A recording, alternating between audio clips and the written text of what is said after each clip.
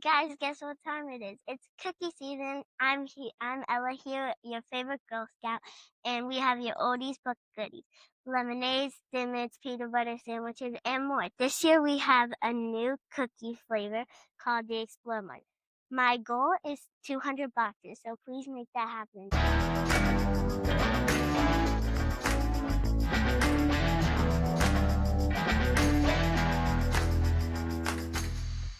You're gonna buy cookies anyway, so why not buy them from me?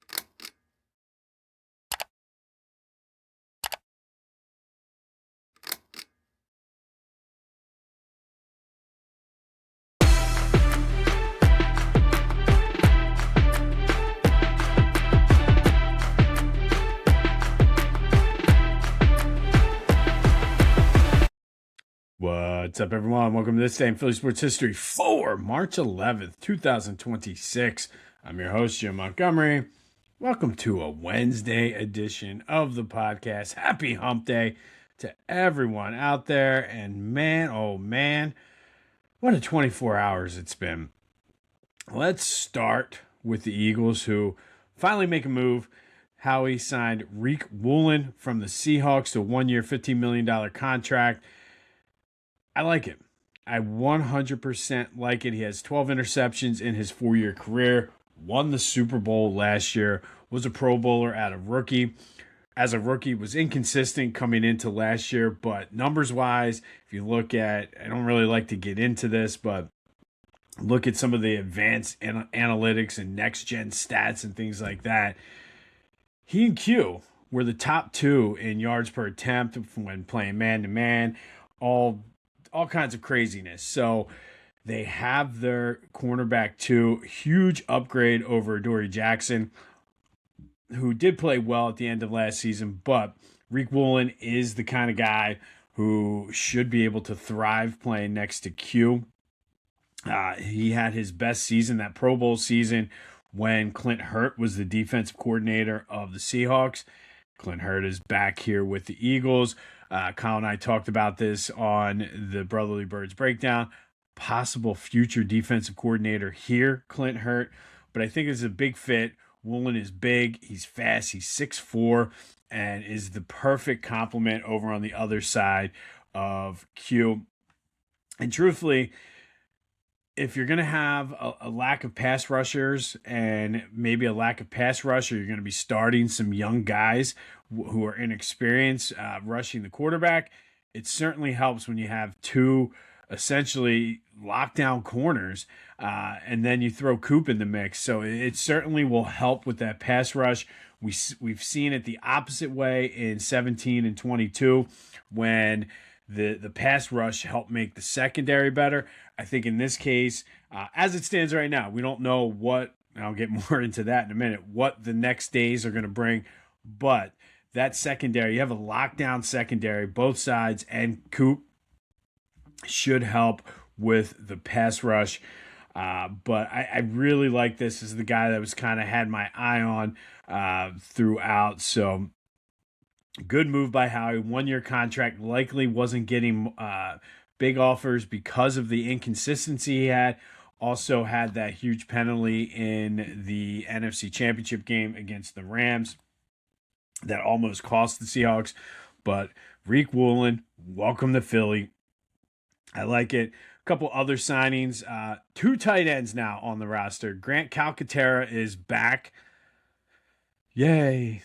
I hope he's not going to be I don't think, but I hope he's not the answer to the number one. I doubt he is, but they did sign Johnny Munt, who was released by the Jaguars, who is a blocking tight end, fits the scheme they're trying to run on offense. Again, this is another 1-year deal. Howie kind of doing this thing, which this is how he's able to manage the cap on those off years and able to be able to pay some of his players. But I like the addition of Johnny Munt. Great blocking tight end, something that we haven't had here in a long time, but should fit the scheme well. Hopefully he can get some hands, or has some hands to make some big catches over the middle for Jalen and the offense. The other news, Eagles related, are the Patriots signed Romeo Doubs, which I'm not really sure how this is going to work now, because now that the Eagles are starting to sign people, if you trade A.J. Brown, you're going to take that cap hit. Eagles don't have a ton of cap space to be able to make that work, so we'll see how that goes. But maybe, just maybe, all along, the rumors were just that, and they were rumors, and AJ will be back. There's no doubt in my mind they were shopping him, but how he was in a position, I got ripped on YouTube the other day for making the comment I did, that Howie has the nuts in the AJ Brown situation, and a lot of people just don't think logically and critically, because truthfully, he has the nuts here in this situation. He does not have to trade AJ Brown. If you're not going to meet his asking price, he doesn't have to trade him.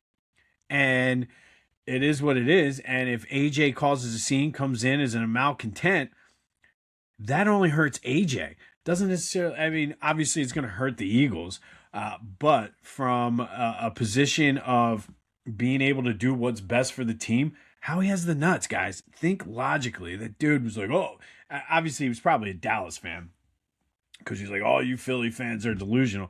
And it's not delusional. I've made it perfectly clear. I want A.J. Brown back. If they trade him, you got to meet Howie's price. And if you're not going to meet his price, Howie doesn't have to trade him. I mean, it's as simple as that. So to me, that's the very definition of having the nuts. Tell me you haven't played Texas Hold'em without telling me you haven't played Texas Hold'em. But that was really it from the Eagles side of thing. There are rumors still that they're trying to extend Jalen Carter. The Trey Hendrickson is supposed to make his decision today. The Bills and the Eagles were two of the teams that have spoken with him in the past 24 hours. Apparently, he has the offers. He's mulling them over, and then he's going to make his decision. But further complicating things are the Baltimore Ravens saying thanks but no thanks on the Max Crosby deal with the Raiders. So this has a ton of ripple effects. It's not as simple as, okay, Max Crosby goes back to the Raiders, and then they look to trade him. One, I guarantee you nobody's going to give up 2 first-round picks, no matter what.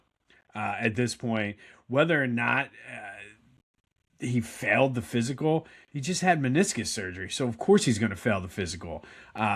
Saw a tweet from, or an article or interview or something, talking to the guy that performed the surgery, and everything is progressing the way it's supposed to be.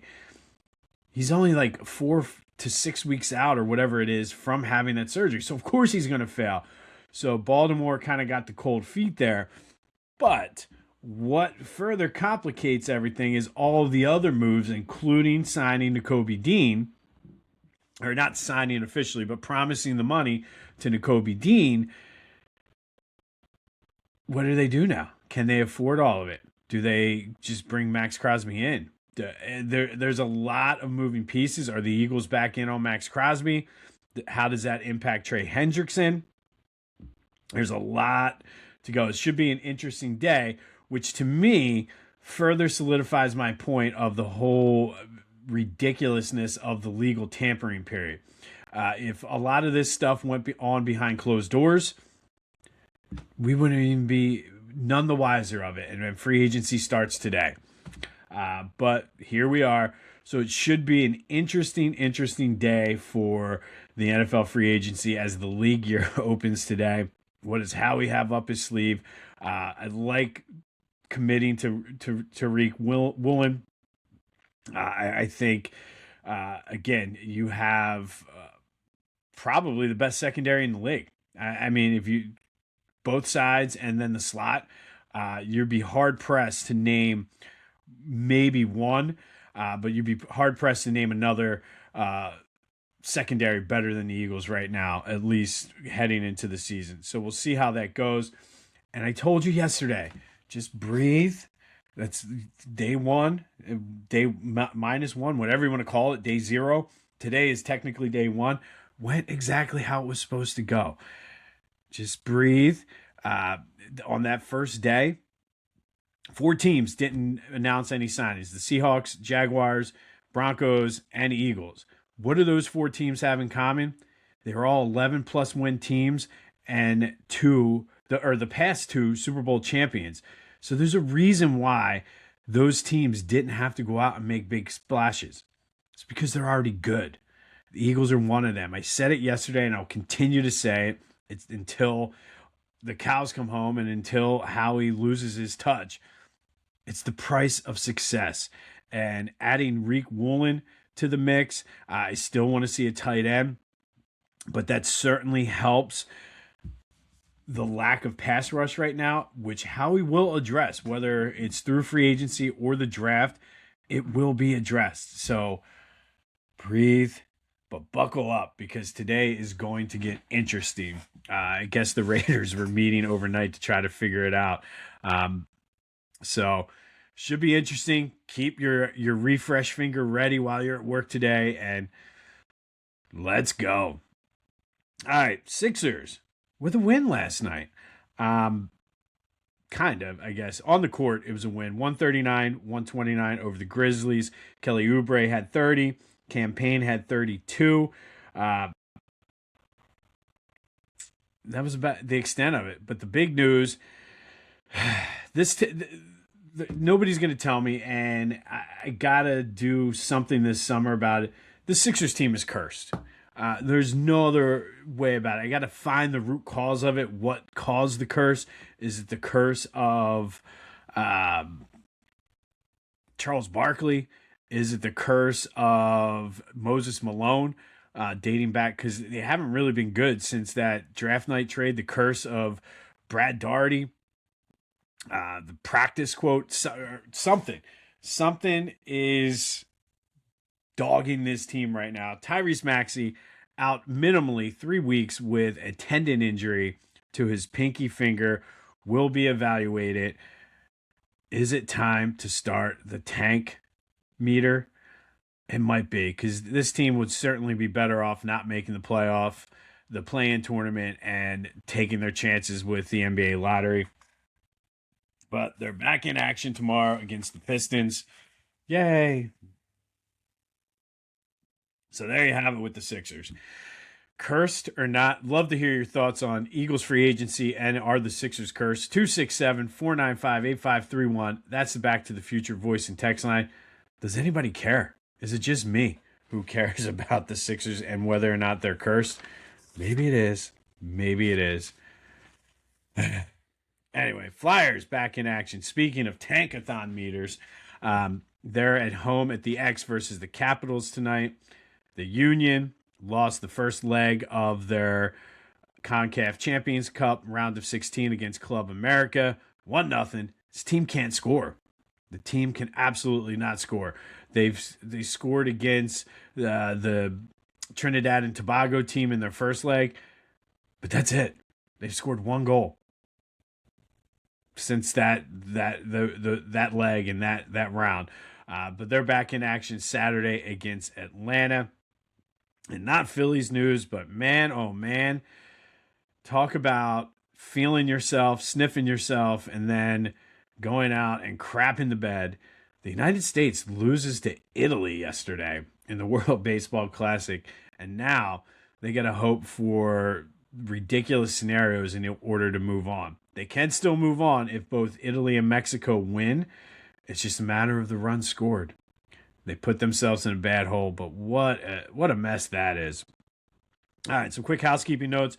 Be sure to follow me on all social media at Philly Jimbo. Subscribe to the YouTube channel, Jimbo_Mott, and continue to spread the word. Still, today's the first day of free agency. The Brotherly Birds Breakdown is out, our free agency special, so go check that out. And as always, remember, we are a proud member of the Clashing Conferences Sports Fan Network. Go to clashingconferences.com for details on how you can join today. And then yesterday's trivia answer, Wilt Chamberlain went over 3,000 points for the first time. First player in NBA history to do it back in 1961. He did it 3 other times. Who's the only other one to do it? That would be Michael Jordan in 1986-87 when he scored 3,041 points. Reppin' Philly ain't a choice. It's a way of life. PhillyGoat.com is your one-stop shop for Philly pride. Use the promo code Jim Montgomery for 10% off. Look fresh, stay Philly, Philly Goat. Go Birds. All right, March 11th. We're going to do a March Madness theme today as the conference tournaments are underway. My Temple Owls play tonight versus Florida Atlantic in the Battle of the Owls. The Temple Owls, need a lot of help in order to make the tournament. They need to run the table. A very heavy task, but who knows? Crazy things happen in March. So let's get into it and go around the Big Five on this day in Philly sports history. First, we're going to start with 1979. The Penn Quakers continued their run in the tournament, that magical run. They beat the number 3 team in the country and number 1 seed North Carolina Tar Heels 72-71 in Raleigh, North Carolina, essentially a home game for the Tar Heels. Tony Price had 25 points. James Salters with a huge free throw late to clinch the game for the Quakers, who moved on to the Sweet 16 and started to get people buzzing around the city that maybe, just maybe, there's something special about this Penn team. Now, this isn't Big Five related, but on the same day, the defending Division II national champions Cheyney State knocked off University of Maryland Baltimore County 65-62 to reach their second consecutive Final Four on this day in 1979. We all know Cheyney State was coached by legendary coach John Chaney, who in the Final Four they would lose to Green Bay, but would win the third place game, beating Bridgeport. But Cheyney State moves on to the Final Four on this day, the same day that the Penn Quakers moved to the Sweet 16 with a stunning upset of the number 3 team in the country, the North Carolina Tar Heels. Fast forward all the way to the year 2000, the number 6 ranked Temple Owls beat St. Bonaventure 65-44 to win the Atlantic 10 championship. Mark Karcher had 15. Quincy Wadley, one of my all-time favorite players, had 16 en route to winning the tournament MVP. The Owls, by way of winning the Atlantic 10, clinched a 2 seed and a 26-5 record heading into the tournament. They would go up to Buffalo, beat Lafayette before being upset by the number 10 seeded Seton Hall Pirates and Ty effing Shine. But on this day, happier times. I was in the building for this one. Temple, number 6, beat St. Bonaventure 65-44 to win the Atlantic 10 championship. And then 4 years later, the number 1 ranked and undefeated St. Joe's Hawks opened the Atlantic 10 tournament with a shocking 87-67 upset loss to Xavier in their opening game. They were 27-0 heading into that game. They were ranked number 1. And all this did was give the doubters a lot of fodder to discuss whether or not St. Joe's should be a 1 seed or not. Led by Jameer Nelson and Delonte West, they would make it all the way to the Elite 8, proving those doubters wrong. But suffering their first loss on this day in 2004 in the opening round, or their opening round game in the Atlantic 10 tournament, St. Joe's loses 87-67 to Xavier. And then in 2017, the number 2 ranked Villanova Wildcats and defending champions defeated the Creighton Blue Jays 74-60 to win the Big East tournament, something that 2016 championship team did not do. They lost to, who'd they lose to? I forget who they lost to in the championship. It might have been Seton Hall the year before. But Josh Hart had 29 points in this game. Rick Brunson, he played for Temple. Jalen Brunson had 17 as Villanova ended up with the number 1 overall seed into the tournament, the defending champs. But unfortunately, it was short-lived as they would lose to Wisconsin in the second round that year. But we all know they'd be back the following year to win the national championship. And since it is Wednesday, that leads us into today's What If Wednesday, brought to you by Lotwin. Go to lotwin.com to get your 3D custom hype chains. Use the promo code TCCPOD to take 10% off your orders. Things are amazing. Good for youth sports, so go check them out. But it's simple. What if Villanova had beaten Wisconsin that game? It was a 65-62 loss. Nova struggled. They shot like 41%. If they made a couple more shots, they win this game easily. Could they have made another run at it? They would have played Florida in the next round. And then South Carolina to get to the Final Four. Both teams could have been beaten by the Villanova Wildcats.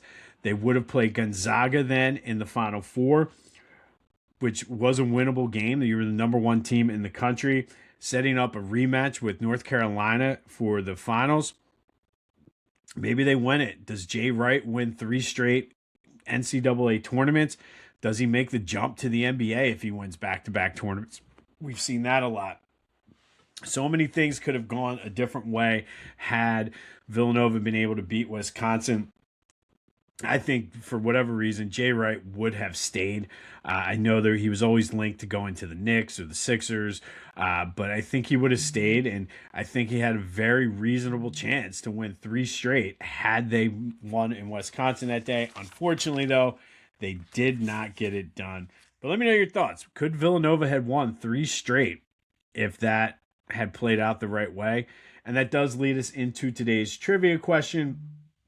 We know Villanova won in 16, 18, and of course 85. Who's the only other big team to win the NCAA tournament and the national championship? Not talking NITs, but who's the only other Big 5 team to win a national championship? Hit me up on the Back to the Future voice and text line or the Discord channel, which is the link is in the description. But I'd also love to know your thoughts on that. Villanova, as much as it pains me to say, had a legitimate chance to win 3 straight national championships had they got past Wisconsin. It wouldn't have been easy, but they had winnable games on their schedule. And they would have gone into the Final Four, the defending champs, with all the experience, which wouldn't have boded well for Gonzaga, who always seems to come up short in the Final Four anyway. But let me know your thoughts. And then finally today, our Women's History Month Spotlight.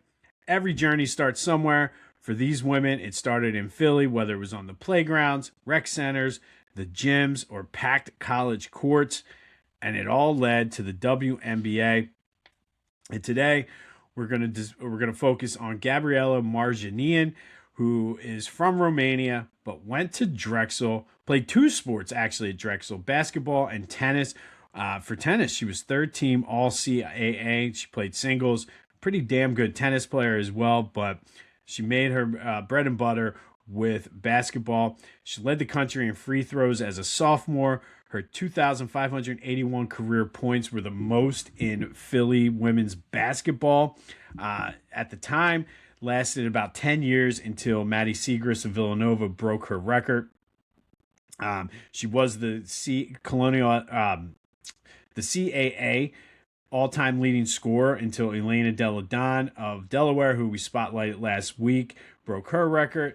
She did lead the Dragons to their first ever CAA championship and NCAA tournament appearance, as well as their first ever women's NIT.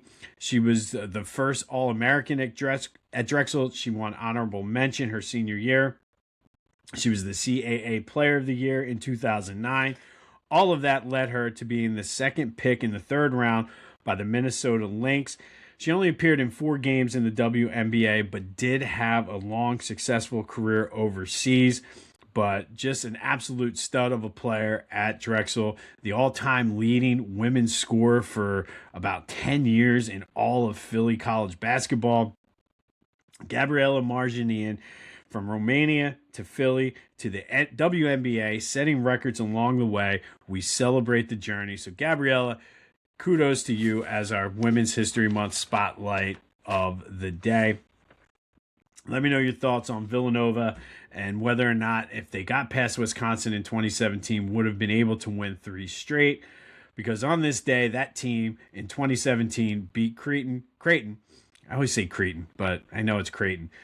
Creighton to win the Big East tournament. In 2004, the St. Joe's Hawks suffered their first loss of the season in their opening game in the Atlantic 10 tournament. 2000, Temple wins the Atlantic 10, clinching the number 2 seed, a 2 seed in the tournament. Unfortunately, one of the worst moments of my Philly sports career happened a few weeks later. And then in 1979, Penn continues their magical run, upsetting North Carolina to move on to the Sweet 16. And then John Chaney led the Chaney State Wolves to their second consecutive Final Four, the defending champion, Chaney State. We'll have more on the Sixers and Flyers. If we get any news of anything the Sixers might do now that Maxi's going to be out for a while. And of course, buckle up because we're going to have a lot of free agency. It's going to be a lot of moving pieces today as the fallout of the Ravens nixing the Max Crosby trade come to fruition. Hopefully, that allows Howie to swoop in and do some Howie things. He does make some good moves, but damn, he gets awfully lucky a lot of times. So I'm anxious to see what he has up his sleeve for today. This has been This Day in Philly Sports History for March 11th, 2026. My name is Jim Montgomery. Go have yourselves a hump day. And until next time, I'll see you when I see you.